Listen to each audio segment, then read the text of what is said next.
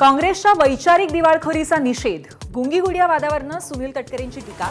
तर जे मुख्य आहेत त्यांनीच बोलावं, बाजूच्यांनी नाही. तटकरेंनी धनंजय मुंडेंना सुनावलं.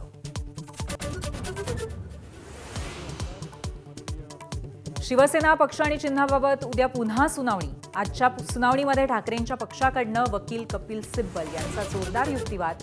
शिंदेंचं संपूर्ण सरकारच बेकायदेशीर असल्याचा दावा. मराठा समाजाची कुणबी प्रमाणपत्र ठरल्याने मराठवाड्यामध्ये 4 लोकप्रतिनिधींना फटका. जिल्हा परिषद, नगर परिषद सदस्यत्व आलं धोक्यात. मनोज जरांगेंची सरकारवर टीका.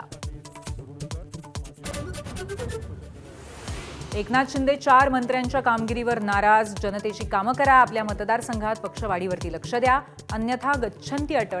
शिंदेंनी झापल्याची सूत्रांची माहिती. महाराष्ट्रात पुढच्या वर्षभरासाठी अॅनालॉग पनीरवर बंदी. नियमांचं उल्लंघन करणाऱ्यांवरती कडक कारवाईचा एफडीएचा इशारा.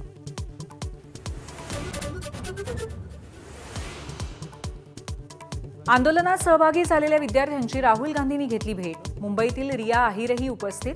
आंदोलकांना त्रास दिला जातोय, आपण तरुणांसोबत असल्याचं राहुल गांधींचं वक्तव्य.